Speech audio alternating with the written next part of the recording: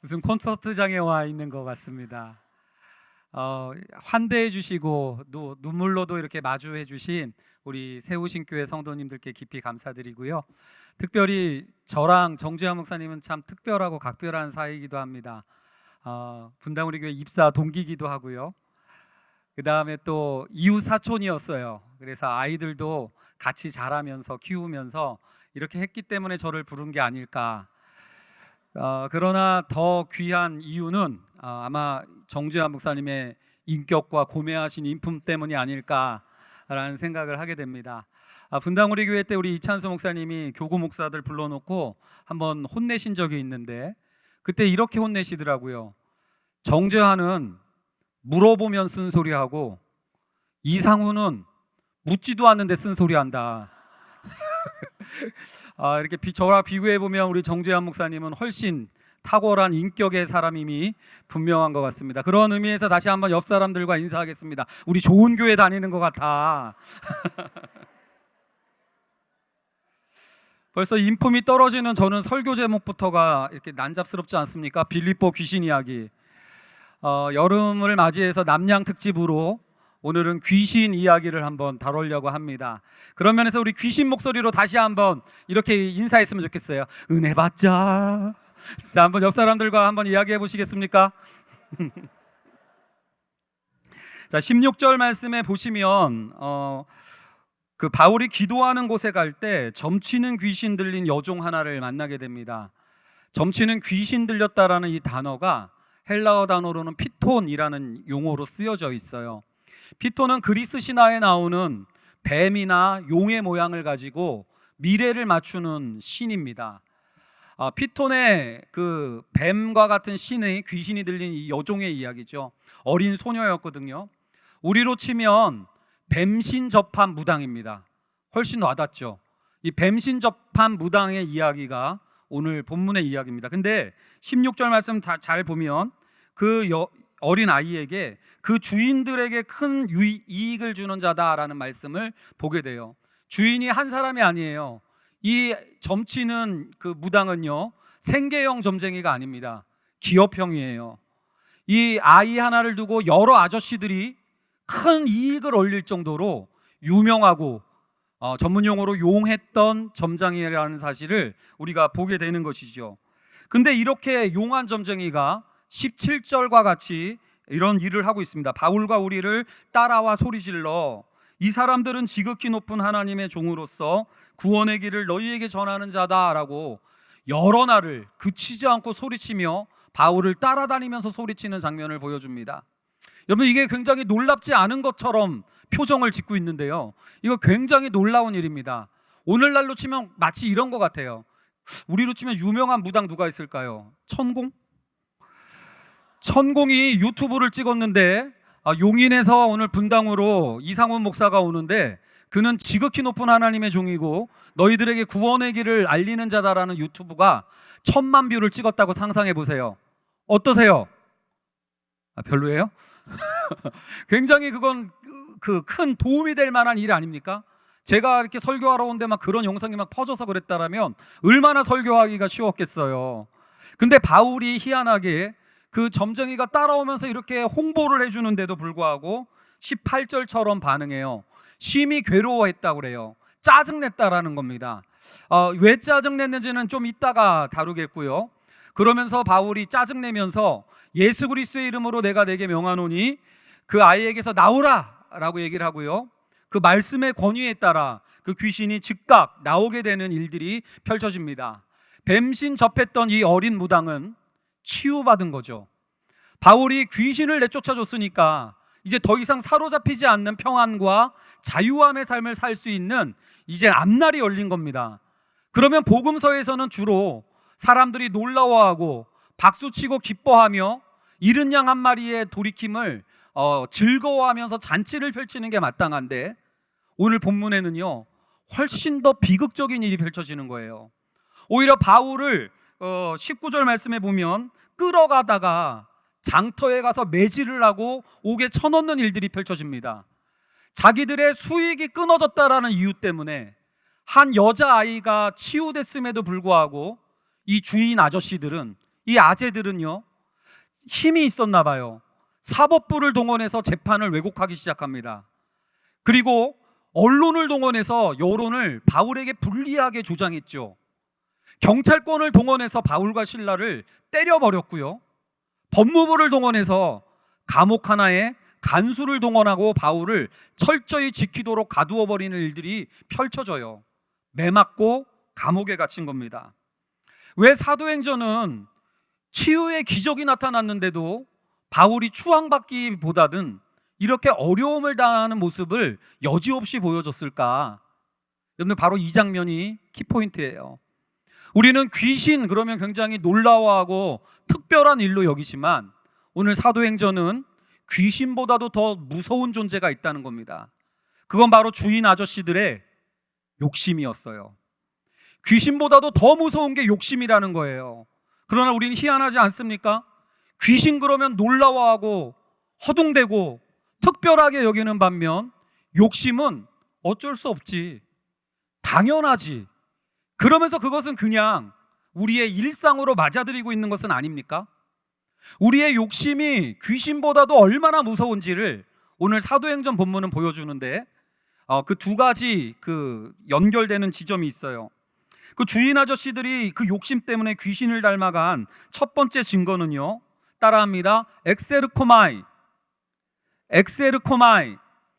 이 헬라어 단어예요. 아까 18절에서 바울이 귀신을 쫓을 때 썼던 용어가 18절 말씀에 엑세르코마이라는 단어입니다. 귀신에게 사용됐던 단어인데요, 이 단어가 19절 한번 읽어볼까요? 19절 읽습니다. 시작.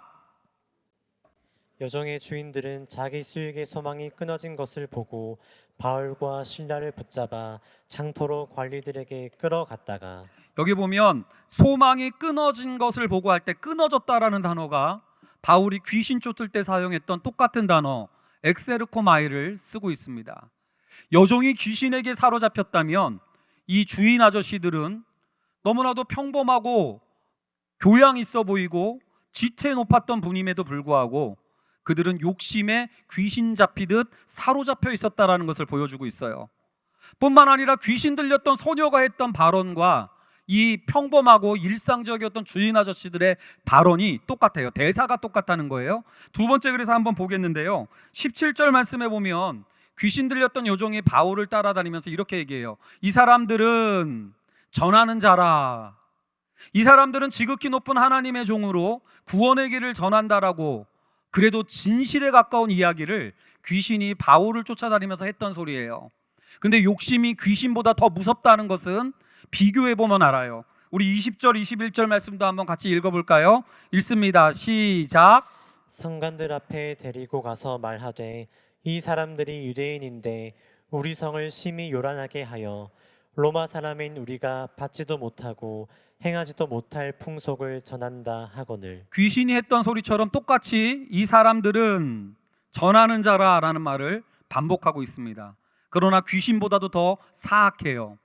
귀신은 그래도 지극히 높은 하나님의 종이라는 진실을 이야기했던 반면 이 욕심에 사로잡힌 사람들은 저것들은 유대인 주제에, 그러면서 바울의 메신저를 폄하하는 이야기를 합니다. 구원의 길을 알린다라고 이렇게 귀신들은 이야기했지만 욕심은요, 우리가 받지도 못하고 행하지도 못할 이야기, 뚱딴지 같은 소리 한다, 그러면서 그 바울의 메시지를 거부하고 있는 이러한 모습들을 보여주고 있죠. 사랑하는 성도님들, 귀신 그러면 특별하고 허둥지둥거릴 그런 일로 여기지만 욕심, 너무나도 당연한 것으로 여긴 건 아닙니까? 이렇게 당연하다고 여겼던 욕심이 만든 세상의 모습을 사도행전은 하나씩 보여줘요. 우리 욕심이 만든 세상 첫 번째는요, 사람을 보지 못하게 만들어요. 평생 같이 일했던 동업자였지 않습니까? 여종은 치유되었으면 기뻐라도 해줘야죠. 근데 사람이 치유받았는데도 마음을 같이 해주지 않기에 우리 시대가 어떻게 되고 있습니까? 굉장히 외롭고 고독한 시간을 보내고 있어요. 오늘도 여러분들 저를 한번 생각해 보세요. 얼마나 떨릴까요? 근데 사람으로 보이십니까? 그죠? 이렇게 여러분들 한번 고민을 해볼 텐데, 우리의 욕심이 만든 세상은요, 사람을 사람으로 보지 못하게 만들어요. 두 번째는 어떻습니까? 수단과 방법을 가리지 않는 세상을 만들어 버렸어요. 주인 아저씨들은 그동안 여종을 데리고 다니면서 얘가 얘기하는 점괘는 100% 용하다, 맞춘다 이러고 광고하고 다녔을 거 아니에요? 그 귀신 들린 여종이 여러 날을 바울을 쫓아다니면서 이 사람들은 지극히 높으신 하나님의 종으로 구원의 길을 전하는 자다라고 한다면 주인 아저씨들이 들어야 돼요, 안 들어야 돼요? 어렵나요? 들었어야죠. 그 점괘가 정말로 진실한 거다라고 믿고 홍보하고 그것으로 벌어먹었다면 믿었어야죠. 근데 그것을 안 믿어요. 무슨 소리예요? 거짓인 줄 알면서도 팔아먹은 거예요. 자기들의 이득을 위해서는 수단과 방법을 가리지 않고 살아왔더란 얘기예요. 그러다 보니까 그 세상이 어떻게 됩니까? 불신의 세상이 된 거예요. 믿어주지 않는 거예요. 상대방이 뭐라고 하면 무슨 의도가 있겠지 그러면서 벽을 치면서 만들어가는 삶을 당연하게 여겨버렸던 거 아닙니까? 또 우리의 욕심이 만든 세상 세 번째는요, 우리 평과 상대평을 갈라치기를 하더란 얘기예요. 갑자기 뚱딴지다 이렇게 맞게 무슨 유대인이 어디 있고 로마 사람이 어디 있습니까? 갑자기 바울에게 이 사람들은 유대 사람인데 로마 사람인 우리가 받지도 못할 풍속을 전한다고 그러면서 편을 나눠버려요. 오늘 이 말씀을 준비하고 있는데 제가 충격을 하나 받은 뉴스가 하나 있었습니다. 초등학교 교실에 여러분들 혹시 개근거지라는 용어 들어보셨습니까? 우리 어렸을 때만 해도 개근상 그러면 축복할 일이지 않습니까? 근데 요즘은 개근거지라고 하면서 욕을 듣는데요, 아이들이.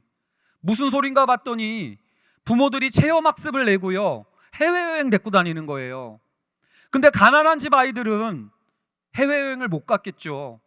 그래서 그냥 체험학습도 못 내고 학교 다녔겠죠. 그러면 학생들이 쟤네들은 개근거지라고 그렇게 등급과 레벨과 수준을 나누는 일들이 우리 곳곳에 스며들어 있는 현상 아닙니까?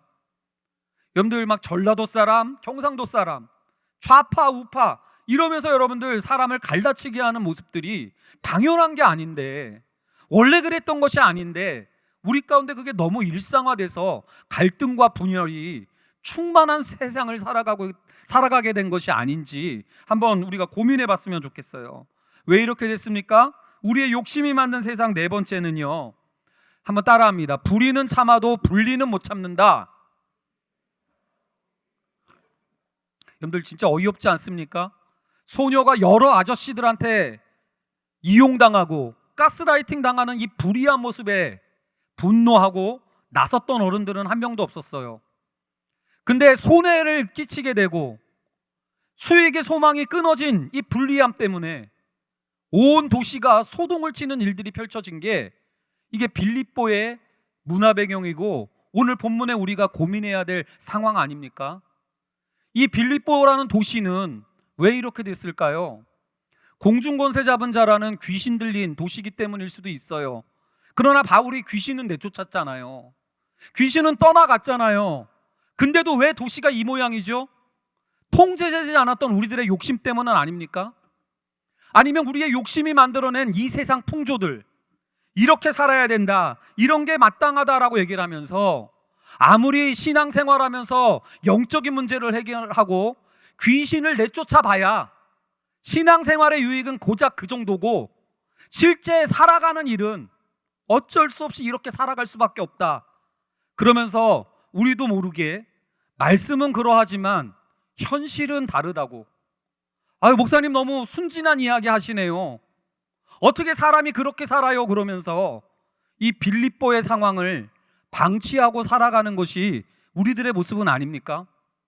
이게 여러분들 그러한 생각이 오늘 사도행전은 귀신보다도 더 무섭고 오히려 더 두려운 존재다라는 것을 이야기하고 있는 것이죠.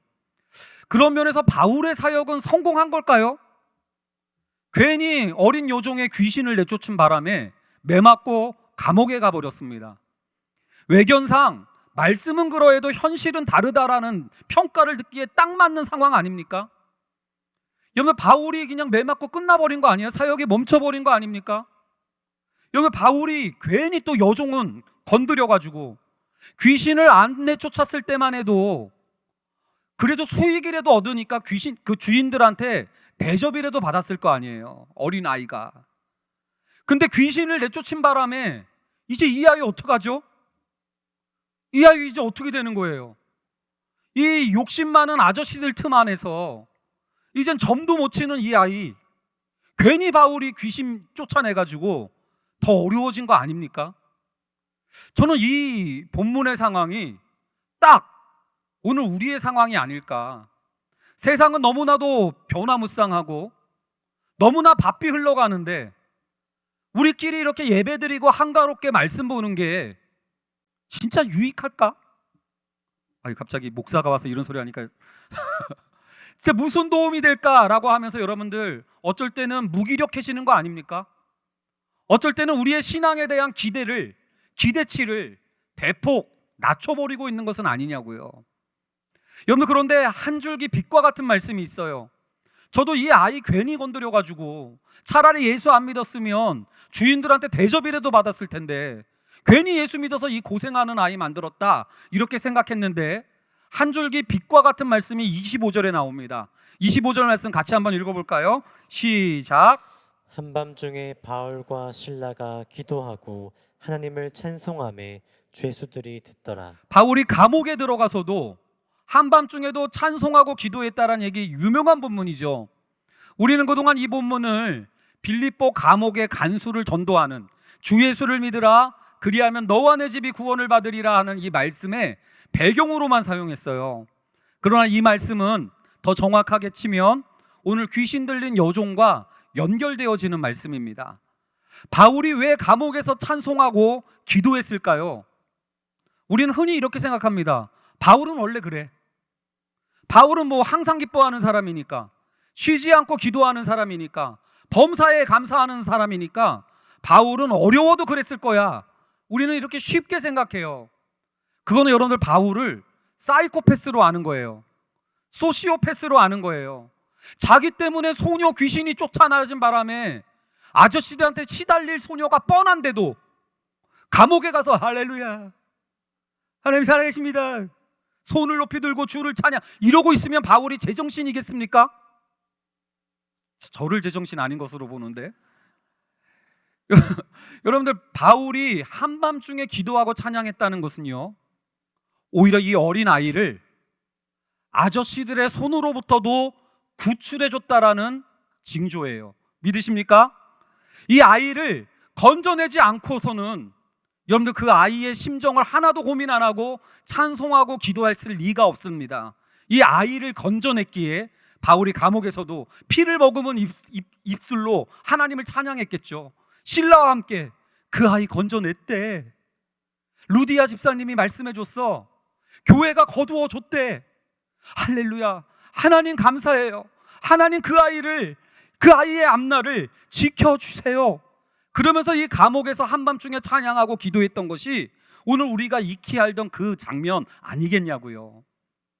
바울이 공중권세 잡은 자가 득세하고 통제되지 않는 마음의 욕심이 가득 차며 이 세상 풍조가 사람을 도구 취급하고 있는 그 두려웠던 빌립보 도시에서 이 소녀를 건져내고 급기야는 그곳에 칭찬받는 교회 빌립보 교회가 개척되고 급기야는 그 대륙을, 우상이 가득했던 그 유럽 대륙을 기독교 문명으로 뒤엎어 놓을 수 있었던 길이 오늘 사도행전 16장에 하나하나 나오고 있다는 겁니다.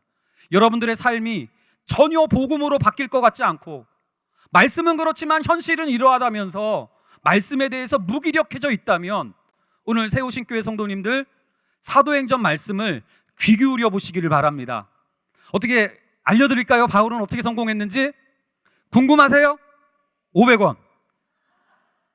자, 바울이 여기서 어떻게 사역을 했는지를, 바울이 변화를 만들어낸 첫걸음을 이렇게 살펴보자면요, 첫 번째는 한 번에 한 사람이었다라는 거예요. 바울은 엄청 수많은 군중들 앞에서, 회당 앞에서 설교하고 대중설교를 잘했던 인물입니다. 그런데 희한하게 낯선 땅 유럽 대륙에 와서는 한 사람씩 상대하더란 얘기예요. 그게 바로 16장 14절 유럽에서 왔던 첫 번째 여인, 전도했던 여인 루디아를 만날 때도 나와요.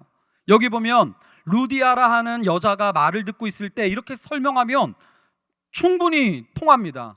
그런데 한 여자가 라고 한 사람에 대한 이야기를 의도적으로 집어넣어요. 16절 말씀도 한번 읽어주시겠습니까? 읽습니다. 시작.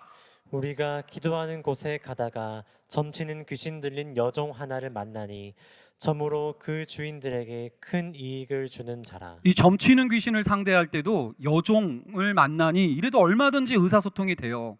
그러나 하나라는 것을 잊지 않고 설명해주고 있어요.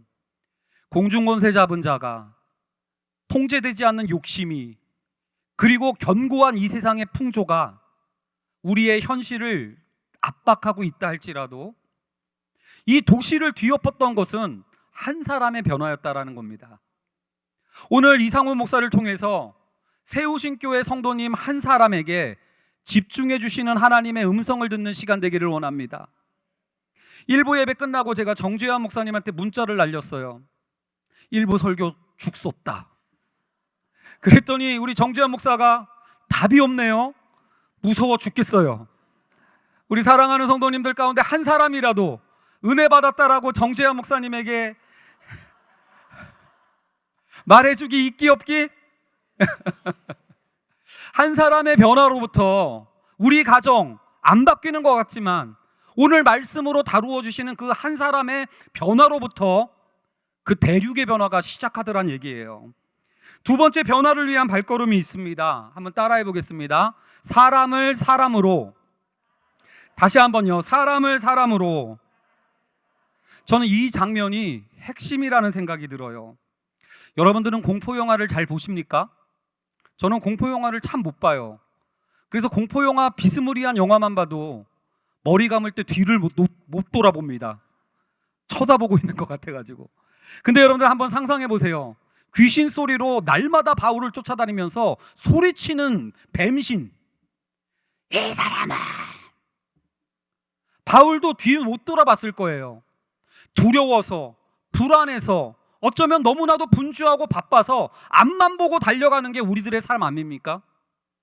근데요, 바울이 여러 날을 불안하기 때문에, 바쁘기 때문에 앞만 보고 다녔는데 18절 말씀 봐보세요. 어떻게 변화가 시작되는지 18절 말씀 같이 읽어보겠습니다. 시작.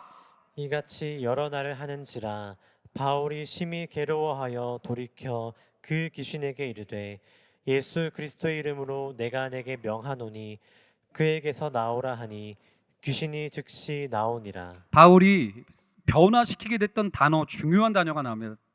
돌이켜라는 단어예요. 여러 날을 귀신 소리로만 알았어요. 근데 돌이켜 본 겁니다. 앞만 보고 달려왔어요.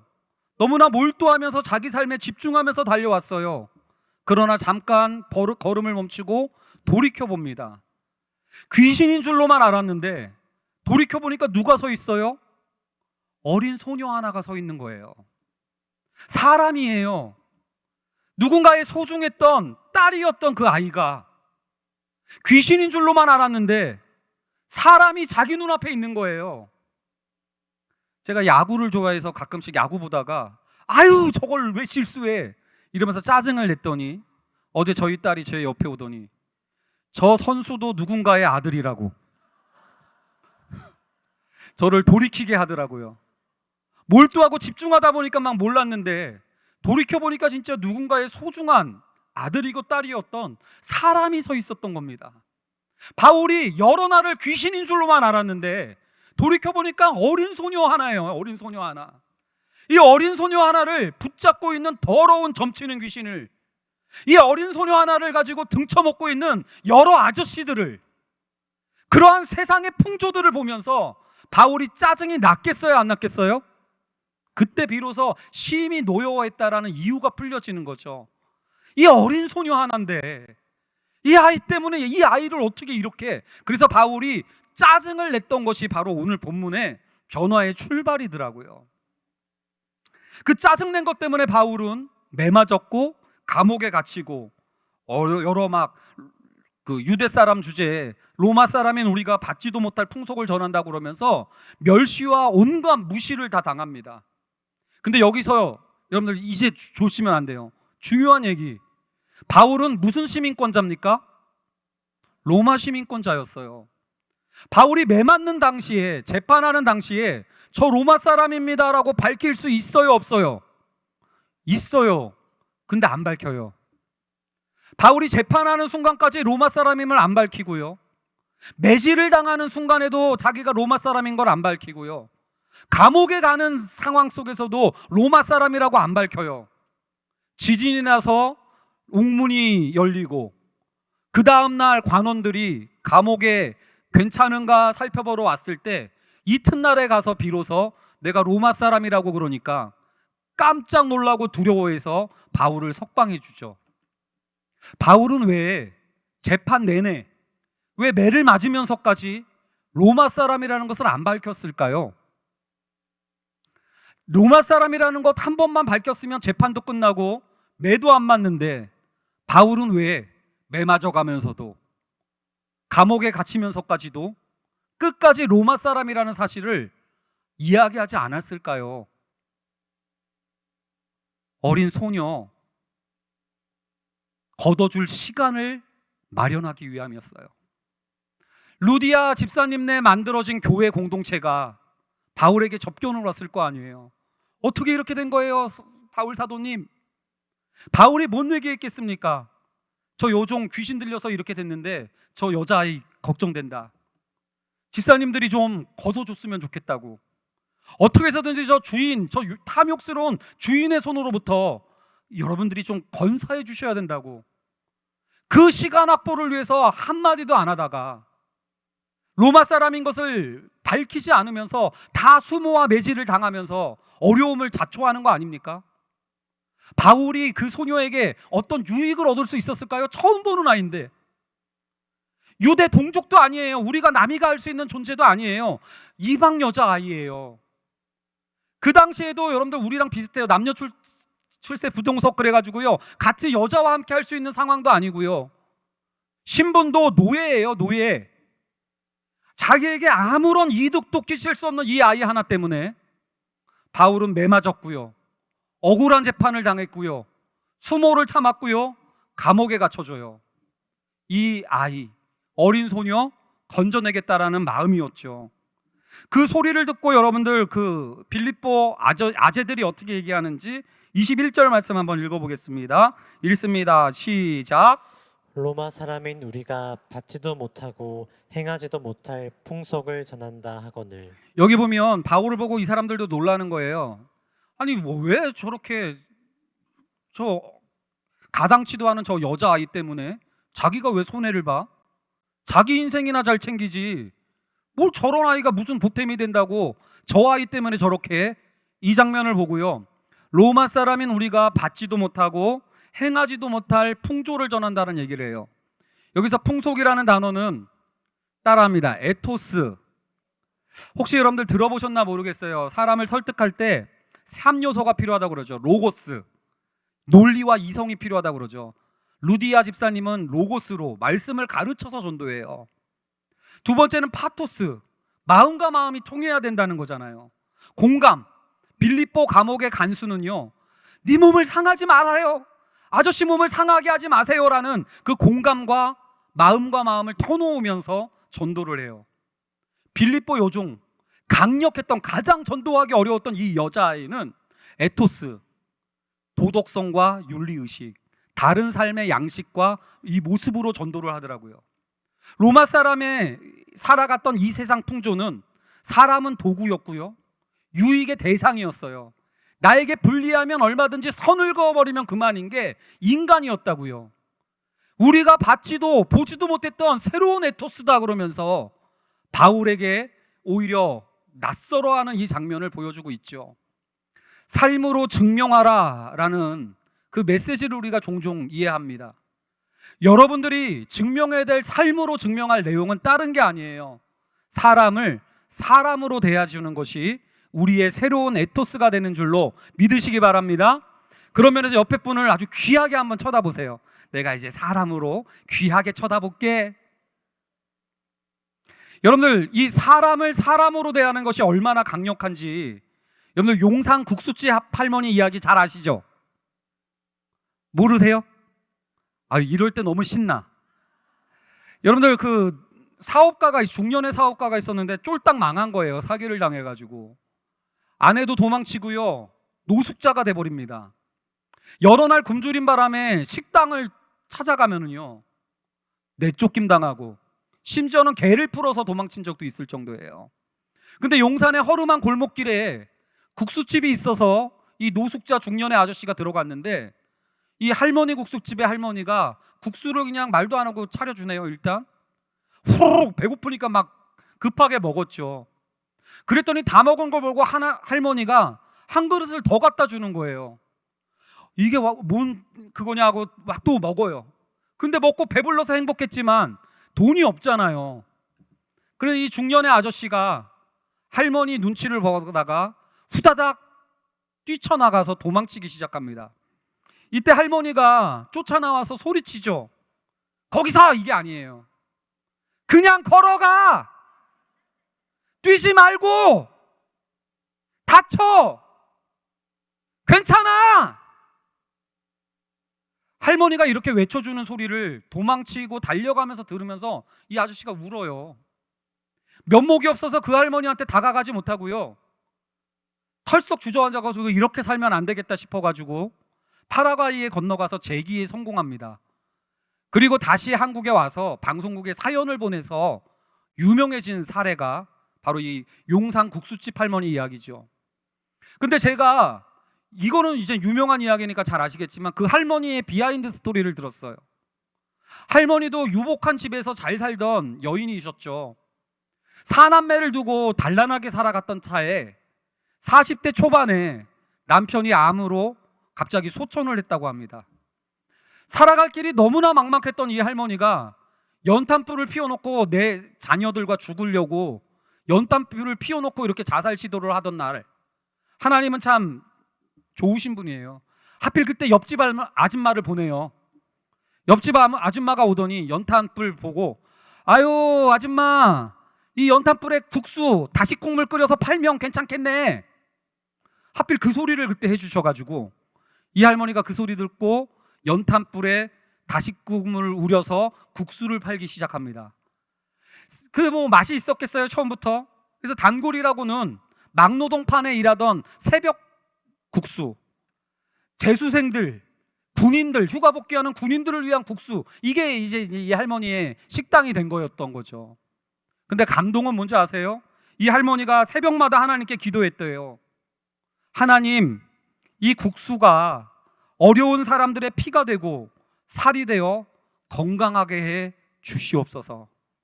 하나님, 이 국수가 어려운 사람들의 피가 되고 살이 되어 건강하게 해 주시옵소서. 저는 이 할머니의 기도를 너무나 기쁨으로 받아들이게 되더라고요. 바로 이 할머니가 이 시대의 사도 바울 아닐까요? 이때 이어진 교회에서는 아멘 나오는데 이 할머니가 이 시대의 사도 바울 아닙니까? 여러분들, 너무나도 매정해서 고독하고 마음 둘 곳 없어서 서로 불신하고 불안하기 때문에 파벌을 만들어서 갈라치게 하고 이렇게 고독하게 살아가는 이 시대에 하나님은 오늘날에도 우리 성도들을 신앙생활로 인도하세요. 여러분들, 하나님을 보이지도 않았는데 믿어 오셨죠? 몇 년을 보이지도 않는 하나님을 믿어 오셨습니까? 잘해줄 구석이 보이지도 않는데도 믿어줄 수 있는 세상 유일한 존재는 크리스찬밖에 없어요.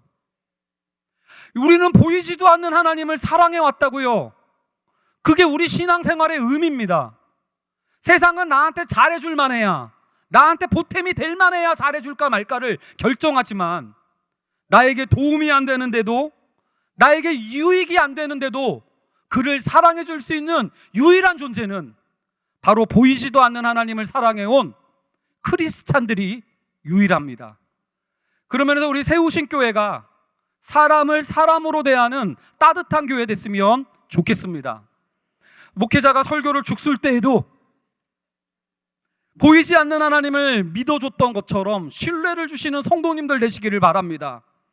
손장님들과 순원들 간에 사랑할 구석이 보이지 않을 때에도 우리는 그동안 보이지 않는 하나님을 사랑해 왔지 않습니까? 세상에 없는 풍속을 전할 유일한 성도님들이 바로 여기에 있는 거예요. 할렐루야. 바로 우리가 그러한 관점에서 새로운 변화를 꿈꾸게 되는 오늘이길 원해요. 근데 이렇게 얘기하면 좀 지금 부담돼서 아멘 안 하신 분들 계시죠? 그런 분들을 엄지발가락 한번 들어보세요. 많잖아요, 그죠? 그래서 준비한 바울의 세 번째 전도법이 있어요. 변화를 위한 세 번째 발걸음. 어디 가서 말하지 않는 건데요. 한번 이야기 따라해 보겠습니다. 짜증. 이게 바울이 여러분들 빌립보를 변화시킨 첫 단추였어요. 사람을 사람답게 대하지 못하는 데 있어서 짜증내면서부터 변화가 시작되지 않습니까? 이 시대의 사람을 등급을 나누는 일에 있어서 다른 거 못해도 우리 짜증은 잘 내잖아요. 짜증은. 할렐루야. 짜증은 잘 내잖아요. 우리가 사람을 등급을 나누고 등수를 매기고 유불리를 나누면서 대하는 이러한 모습들을 볼 때 다른 거 못해도 짜증 내자고요. 개근 거지 이렇게 얘기하는 아이들에게 짜증을 내자는 게 아니라 그러한 문화를 만든 이 시대의 상황에 짜증을 좀 내보자고요. 자기가 뭐 나는 스펙이 어떻고 165 나는 밖에서 무슨 직책을 썼고 이러고 있는 사람들에게 대처하는 법을 알려드리겠습니다. 한번 따라해 봅니다. 막 여러분들 앞에 와서 나는 뭐 스카이고 뭐 어쩌고 막 나는 이런 직책이 있고 이런 수준이고 나는 대단한 사람이라는 사람이 눈앞에 있을 때 이렇게 짜증 내시면 돼요. 한번 따라해 볼게요. 그래서요.